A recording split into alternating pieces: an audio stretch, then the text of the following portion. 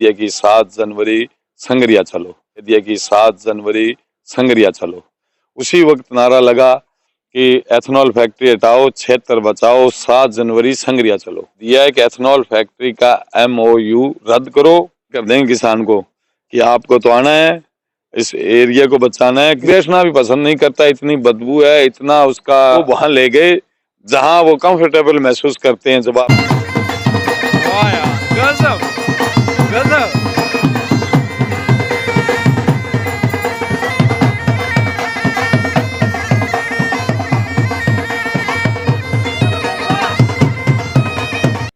संगरिया में 7 तारीख को महापंचायत, तीसरी महापंचायत जिसे कहेंगे, वो हो रही है।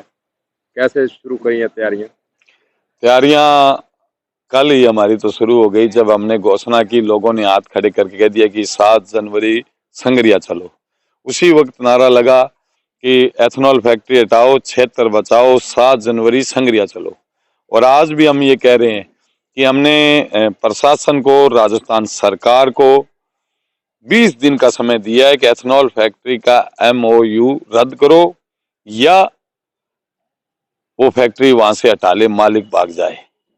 अगर ये काम नहीं होता है तो ये तय है कि 7 जनवरी को अब तक के ऐतिहासिक किसान महापंचायत होगी। और अभी तो हमें 7 दिन मिले और 2 दिन मुकदमों में पुलिस की भागा दौड़, मौसम भी बहुत खराब रहा भयंकर रूप से, और इंटरनेट सेवाएं भी बंद कर दी गई 2 दिन। तो पुलिस ने चप्पे चप्पे पर लोगों को परेशान किया। तो हम एकदम उन सारी चीजों का मुकाबला किसान ने किया है, फिर भी इतनी भीड़ आई है।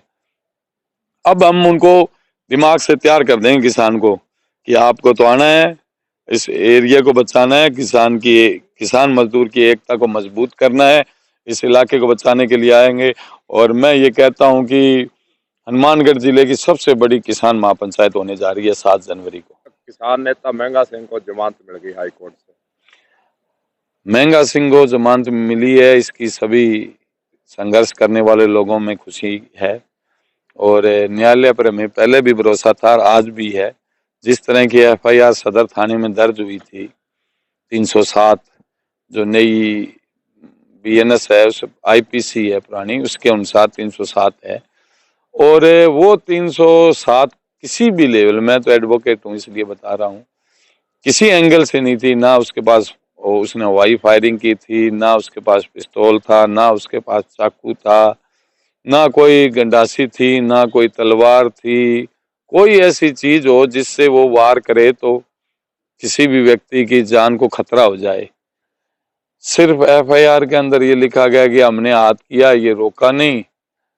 और इन्होंने गाड़ी हमारे पुलिस वाले चढ़ाने की कोशिश की, बैरिकेड्स तोड़ने को, कोई बैरिकेड्स भी नहीं टूटा, किसी गाड़ी में मोच नहीं आई। पुलिस की गाड़ी, अब कोई प्राइवेट गाड़ी कहीं खड़ा करके कोई हाथ करे, कोई आदमी सोचे भी रोकूं कि नहीं रोकूं, इतने में आप 307 की FIR कर लो।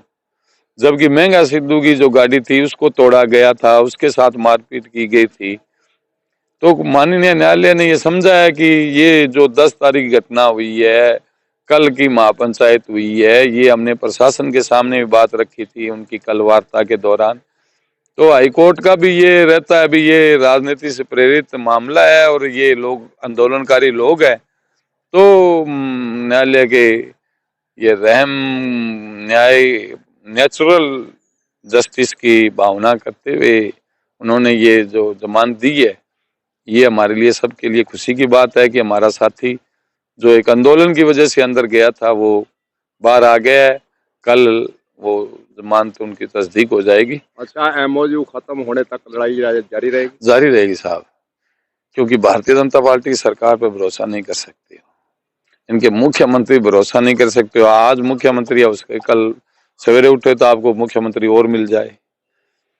अब बिहार में एक मंत्री को मनाया, आज 7-8 दिन हुए नहीं थे, उसको राष्ट्रीय अध्यक्ष के लिए, कार्यकारी राष्ट्रीय अध्यक्ष बना दिए। तो आप उसके इतना खर्चा करके उसके शपथ समारोह कराने की क्या जरूरत थी, जब आपको इसको दिल्ली में लाना था। तो इनको तो कुछ, बीजेपी का कुछ भी नहीं है, ये हिटलर की पार्टी है, हिटलर के हिसाब से चलती है। एक व्यक्ति की बात चलती है, वहाँ व्यक्तियों की बात नहीं चले ना, वहाँ तानाशाही पनपती है। इसलिए हम तो ये समझते हैं कि इस सरकार पर भरोसा नहीं किया जा सकता है। ये हमारी लोकतांत्रिक व्यवस्थाएं हैं, ये सरकार है जो हमारी है, हमारी चुनी हुई सरकार है, लेकिन भरोसे के लायक नहीं है, इसलिए 7 जनवरी को हमने प्रोग्राम दिया है।